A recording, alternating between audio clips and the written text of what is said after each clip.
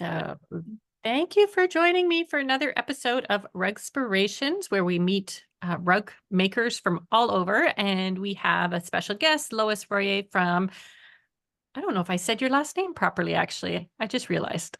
Oh, it's mostly pronounced Royer, but I have had it be Oh, Royer before, so it's fine. okay. Sorry about that. I just That's okay. realized I would say it like a Yes. francophone would say it, but hmm I Yep. realized you are not francophone. So I thought pronunciation is probably different. Anyway, But I'm it, so it was that's right. French. Okay. We'll just say Lois. Hey, there you go. From Maryland today. Thank you so much for joining me. And I know we have lots to talk about because I love your work and I'm always inspired to see whatever you're making. So welcome. Hi. Hello. We'll jump right into the questions, always the same ones, and then we go from there. But who or what got you started in rug hooking? Well, my mother was a quilter and a sewer. She sewed a lot of our clothes when we were kids and things. And so I was always around fabrics and things, but I did not deal with any of that with her. I didn't learn anything. She got Alzheimer's. I was cleaning out her sewing room, brought a whole bunch of things home, including her sewing machine. And I started playing around with sewing clothes, which I'm really bad at. And somehow in that, you know how when you do fiber arts, you find one thing, you find the next thing. So I did a lot of embroidery and I found needle felting and I enjoyed that. And then in my search for rovings, I went to a fiber fest. And while I was wandering the fiber fest, I found Caroline Twig, and she was sitting there hooking a rug. And I took a very beginner's class with her, and it just took over completely. Once I found rug hooking, the rest of the stuff became supplements to the rug hooking, not ends in themselves. Wow. So your mom had not been a rug hooker. No, she Ah, was a quilter Mini cooler. Okay. and a hand sewer. Yeah, she made clothes, hemmed pants, all that kind of stuff. Yeah. I think that would be an interesting discussion too. I won't go there right now, but of the whole, like how one thing leads to another in the textile Yes. fiber arts is Mhm. unique, I think, to fiber arts. Maybe it's like farming. It kind of reminds me of farming, how you start with one thing, like you think you're Yeah. getting chickens and then you're up to, All of a sudden you got goats. yeah. I mean, I haven't gone there, but I've heard that's what happens. Um, Yeah. do you have a favorite part of the process, like planning the rug, hooking the rug, finishing, shopping? I actually like them all, but they all sort of fall into different frames of mind. I don't even mind finishing. Everyone hates finishing. I kind of like it. It's an easy in front of the TV thing and you just do it. But I don't whip, so I didn't like that. But I finish in other ways. But I enjoy just relaxing and hooking and watching TV or, talking. And, but the design process takes more of a certain kind, I call it morning work, because The by late higher afternoon, energy. yeah, by late afternoon, I'm not designing anything. So if I have to resize or redo and things like that, and I enjoy all of that too. I especially love turning ideas and thoughts into something that I can hook. So, Yes, yes. Okay. Wow, that's interesting. I never thought of it as like morning work, but I do that too. I have like, oh, I can't do that today. I don't have the yeah. headspace. So yeah, same idea. Um, is there something that you wish you'd learned earlier in your rug cooking journey, or something that you share with new hookers now so that they, get that piece of info right away? Well, I don't, when I started out, I had been an antique dealer for a very long time and I had sold on eBay for like years. I started selling on eBay as soon as they created the dumb thing and it got big enough that I noticed it. But, so I decided to buy materials from eBay and I bought big lots of this, that, and the other. And I bought clothes to deconstruct and I bought lots that just said wool fabric, 30 pounds. And it actually bogged me down in a whole lot of materials that weren't very appropriate. It filled up a whole bunch of the house one time, and this was a pretty long time ago, and I I still have a lot of it, and I'm working on, over dyeing some of it or working with getting rid of some. And I'm working my way through some piles of yarn that I bought that was just hanks of tapestry yarn and all sorts of things like that. So I would just tell people to watch that not to worry as much about the pound for pound price. If you're Yeah. going for that, look in your closet and rip something apart and use it before you find yourself with a very large mess. Mhm. Yeah, I feel like a lot of people, and I did that too. I remember when I first learned, I was off to the secondhand store thinking I Yeah. needed something in every color. Mm-hmm. And that kind of takes away from the hooking time too, because you're Yes. now thrifting and taking apart and trying to Mhm. figure out how to use it. Right. And how to store it. And how to store it is like a whole nother genre of what to do in this, and I'm on my about fifth reincarnation of where I'm going with what. And some of that you can't help. I know my mom redid her sewing room time after time after time, but you don't want to do it while you have way too much. Yeah, yeah, that is true. It's too overwhelming. And Mhm. I don't know how to avoid it for some people. And I mean, including myself, when I started, I went there and I mean, I was a knitter before, Right. so I'd already very familiar with the idea of collecting yarn, and not storing it very organized way.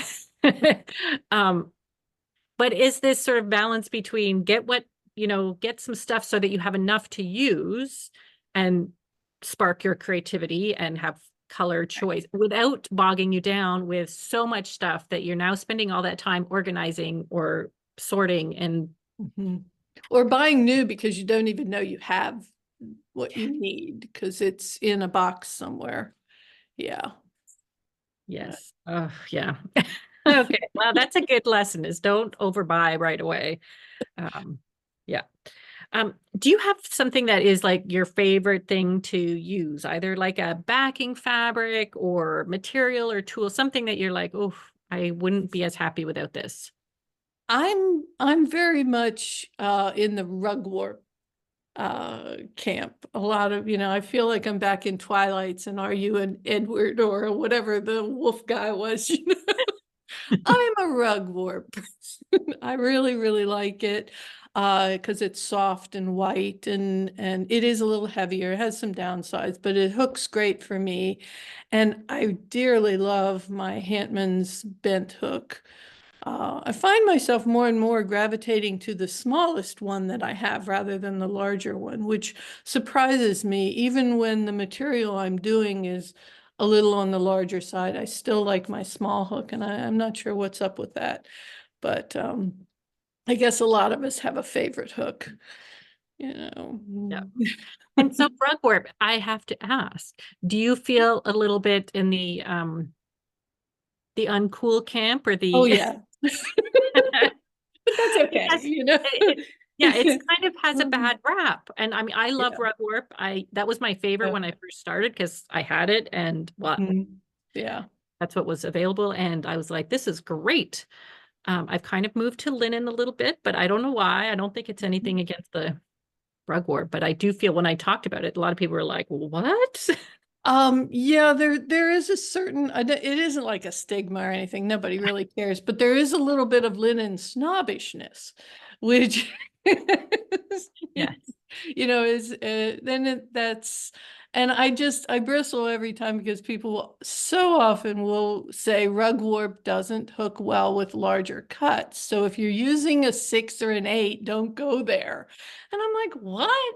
It does perfectly well with, I mean, I pull selvages through rug warp all the time. I mean, it's not, so that's the only thing I feel like people read that in some early things and that's their little reason that they'll say they don't like it. But it's really what you prefer. I use linen when a lot of times, just when you have it and whatever.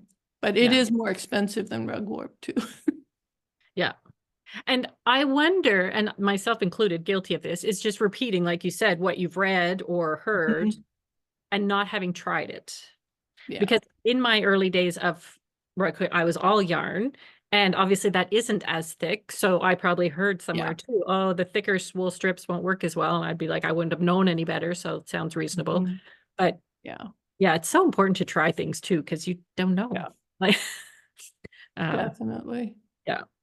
Can you describe what rug hooking does for you? Like you mentioned finding it and then not, the other stuff was sort of like, oh, I'll do the felting in there, but not just for felting's sake.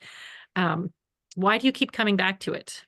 I love, well, the first thing I love the most about it, what really hooked me on it is such a forgiving craft. You can pull out, I dabbled with painting for like a weekend and it isn't a fast craft, like painting, you can do 5 paintings in an afternoon if you don't give a crap about them, and just get them done. But I love that you can change things, you can pull out and go back. And I love the way that you can really express anything you want to with it. So those were the things, and just something the hooking just feels really good to me. Embroidery gets to be too cramped, my hand and everything. It's just more fussy in a weird way, and rug hooking is very free form. But then the world of rug hooking has just given me a lot of community and well, I was one of the first group of the creativity club that you run, Robin, and that was wonderful. I was actually a very early adapter of online classes in general. I took I don't know if any of people much use Craftsy anymore, but there were Craftsy classes and I took a lot of them. I took some embroidery classes and I took an extended textile stitching class done by Sue Stone out of Great Britain. And that was all before COVID hit. So when COVID hit, I was quite primed to say, well, what can I do online? I never had gone to much in-person stuff. So all of those things, it's the learning. There's always so much more to learn. You can just branch out and try something new. You can learn about all sorts of anything and apply it to your rug hooking. Mhm. So that's what it does for me. Makes me happy. Yeah. I agree. Makes me happy too. So I have a gorgeous rug that I'm going to screen share here that you shared with me. Just one second as it comes up, hopefully.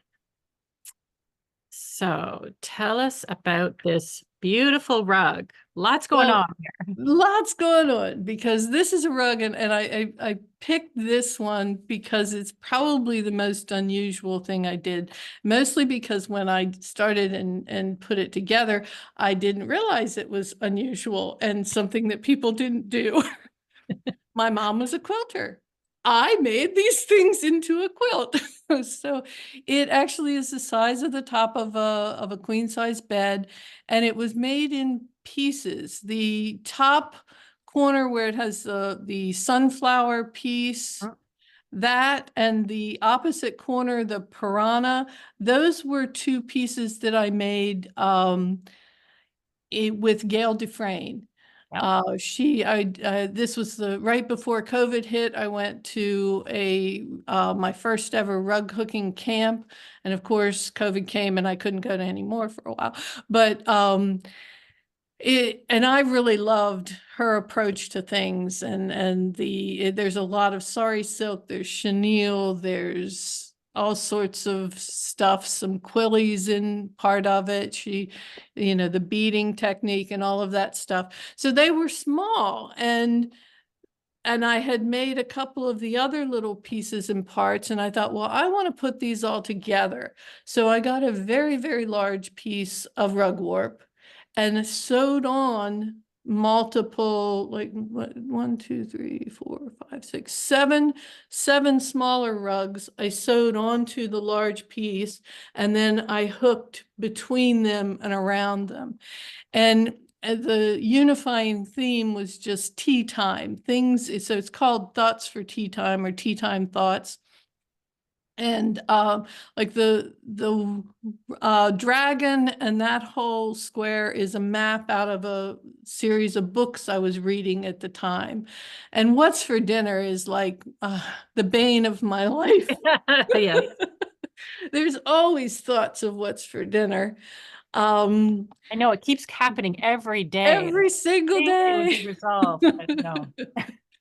And the little three-legged stool is something that my sisters and I have always joked about, and that is our life. We can balance our money, our time, or what we're eating.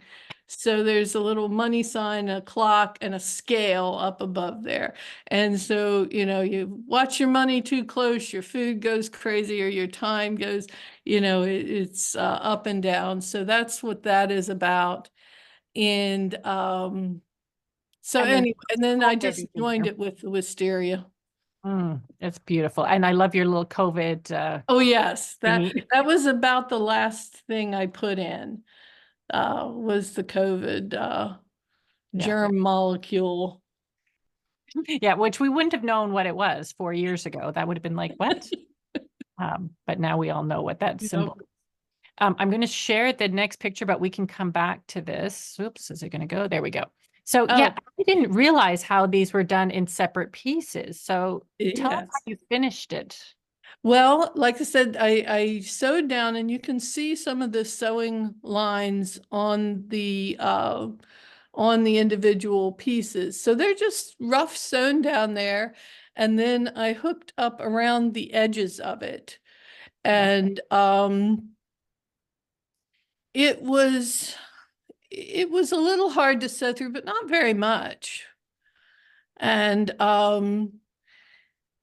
it was a lot of the background material, like it's all sari silk and the purple leaves for the wisteria, the flowers. And then the outer edge is all done with selvages, and a lot of selvages were used here and there as well. A little bit of yarn, a little bit of whatever I had. And So, I and then love your I label. put labels. I love labels. I'm like always getting on everybody to put some labels on, put some information on there. And I've changed the way I do them somewhat, but really and truly, they're just squares of some old muslin, and wrote on it with a Sharpie and then sewed it down. But it I don't know, it helps. It lets you know what it is. And then the only thing I wish I had done different is I could cover up along the edges where I have those big, Oh, like yellow and stuff. That was just where I was putting different colors of the edging. And I'm looking at it now going, boy, that's kind of not pretty. oh well. Um, it is But very cool. And we have one photo of the size just to give it. Oh, I think I need to shrink it back here. Oop. There we go. So it is yeah, a really big, you said yeah, that's that's a size. queen size bed. Yeah. So have you weighed it, Lois?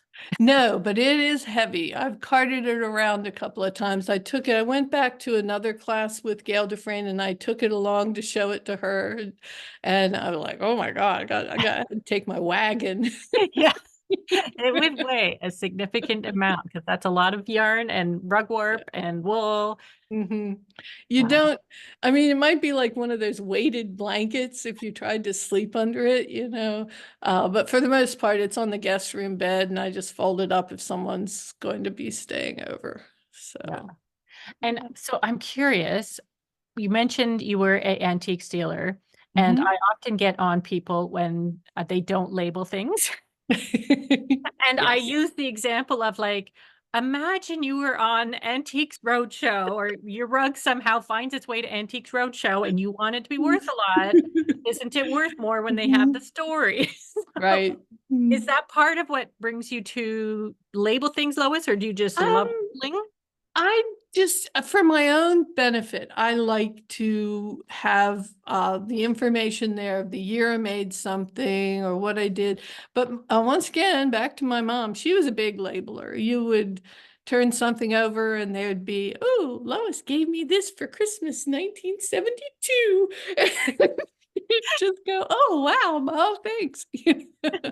But yeah, that, so I guess it really came from her. And she always did those little pre-printed, handmade by Yep. labels on the clothes and the things that she made, and documented her quilts. She would take pictures of her quilt, but she was a very good quilt maker. She had one of her quilts on Maryland or the Quilter magazine, and so I just guess that's where it came from.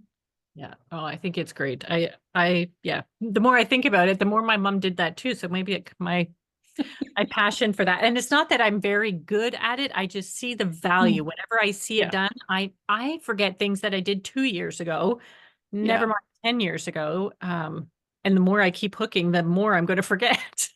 Yeah, I think it's just really nice to, to have it on there. Yeah. Yeah.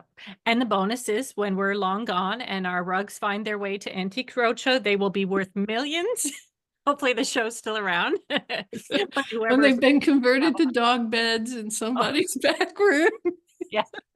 And there'll be a long story of how it was found. Anyway, yeah. Uh, I love imagining that. Just thinking about that is kind of fun. Like, what will it be? Anyway, thank you so much, Lois. I Sure. totally enjoy your style. I want to mention your rug behind you. Could you tell us Oh, that about that a little bit? I've had the fortune sure. to see it before, but how it goes with your beautiful stained glass that you Yeah, have. let's see. I'm really bad at this. That's perfect. My one of my aunts gave me the actually I inherited it from her. It was the only thing I've ever, but anyway, those are two antique windows from an old church. I had them framed up and I've had them for 30 years, 40 years. I made the rug in between just to go with them. In fact, I believe that during the whole designing and hooking process, I was chronicling it with the group, what Yes. I was doing, and it worked out pretty well. There's things I'd change about it if I could, but I really liked it. And I think that's one of the things I love about hooking is you could take something like stained glass inspiration and then make a completely personal rug, Yeah. which is just beautiful. So anyway, love it. I love it. Yes, thank you so much. Thank you for watching, those of you who are watching, and keep on making, Lois. I can't wait to see what you'll come up with next. Thank you. Thanks. Bye.